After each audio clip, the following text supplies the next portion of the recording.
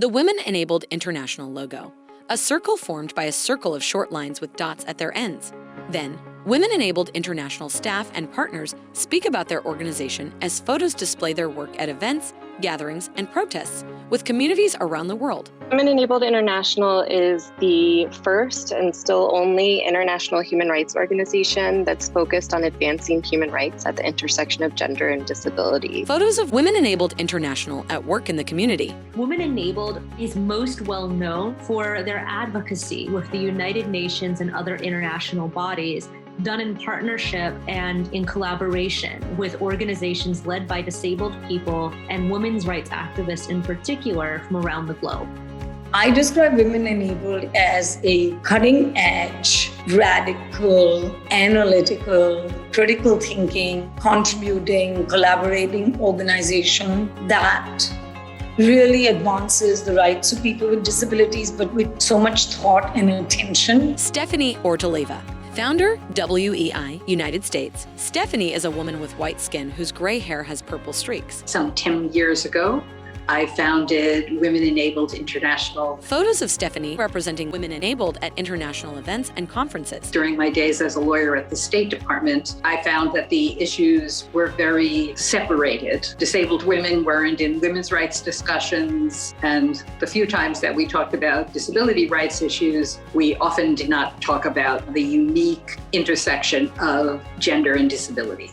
Catherine Townsend, President, Board of Directors, WEI, United States. Catherine is a woman with white skin and light brown hair. I first met Stephanie back during the drafting of the Convention on the Rights of Persons with Disabilities. Stephanie was leading the U.S. delegation at the time. Catalina Devandas, Executive Director, Disability Rights Fund, Incorporated, Permanent Representative of Costa Rica to the United Nations Office at Geneva, Costa Rica. Catalina is a woman with white skin and brown hair. Since the negotiation of the Convention on the Rights of Persons with Disabilities, there was an important focus and energy devoted to consider the situation of women with disabilities and all the particular disadvantages that we face. Catherine. What we are doing is trying to change the legal frames, the policies, and the mindsets around the value, frankly, of women and girls and non-binary people with disabilities. Catalina. Many of the key players thought about the need of having organizations that would promote the implementation of the Convention on the Rights of Persons with Disabilities at various levels. Stephanie. The organization really needed to have an international focus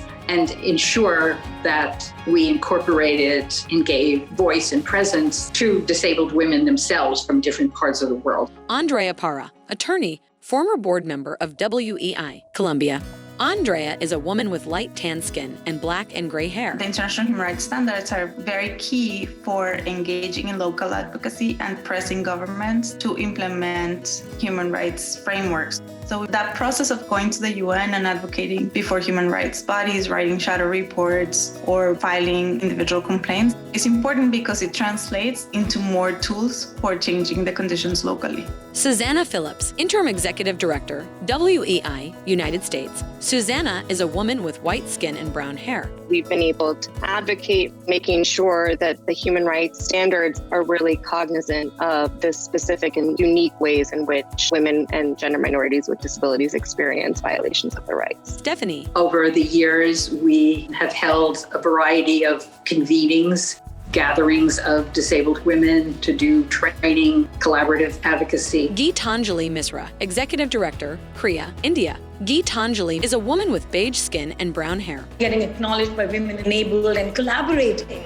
to co-create a convening, being on panels together. Disabled women and non-binary people present at Women Enabled International events. It's been fantastic because we've used each other's expertise to bring some of those ideas back into many of the institutes Kriya does. Patience Ogulu Dixon, Executive Director, Advocacy for Women with Disabilities Initiative, Nigeria. Patience is a woman with black skin and black hair. Women Enabled International continue helping us in the area of capacity building, training, and also engaging us in also relating to our environment, giving us what is trending and also the right thing to do at the international scene. We had some reporting together led by Women Enabled using their expertise, using their skills. Stephanie. One of the things that we did a few years ago was create a series of toolkits. A women-enabled international toolkit with the word account lowercase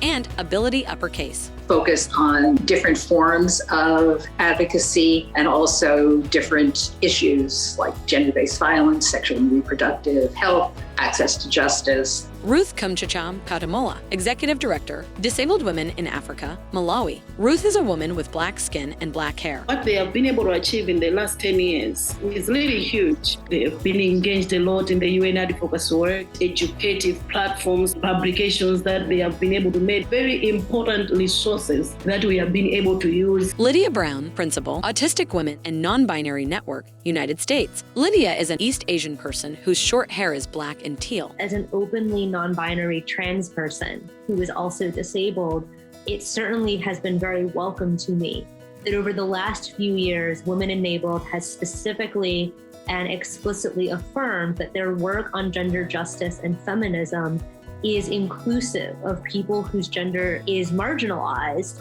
A pride flag held up at a march. Recently, Women Enabled formed an alliance focused on the rights of people of marginalized genders who have disabilities. Susanna. Really thinking about gender diversity in more robust ways than we've previously done. Lydia. It is a unique body of work, and I know that sowing those seeds is long, arduous work.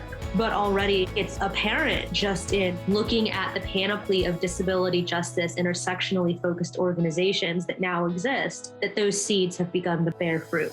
Catherine. One of the really exciting milestones that Women Enable is at is that there's less of an argument to be made about whether or not women and girls with disabilities should be part of our conversations around gender.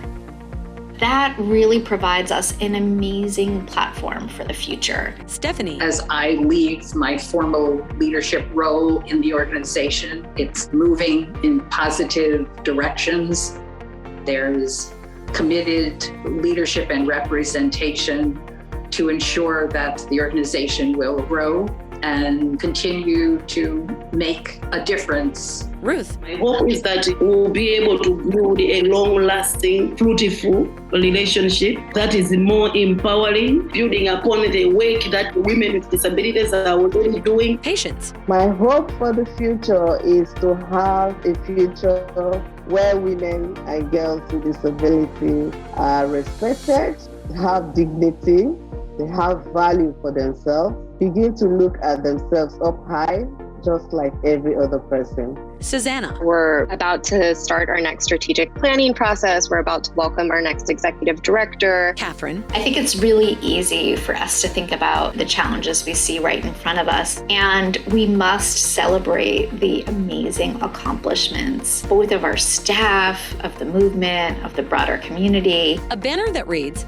Equality, Inclusion, #WEI. I really hope that in this moment, we can all stop and appreciate what has happened over the past 10 years due to Women Enabled International. Geetanjali. Give yourselves a big fat pat on the back because this is not easy work. Just celebrate, have some fun, and please know that you are even more relevant in this broken world as we move into the future.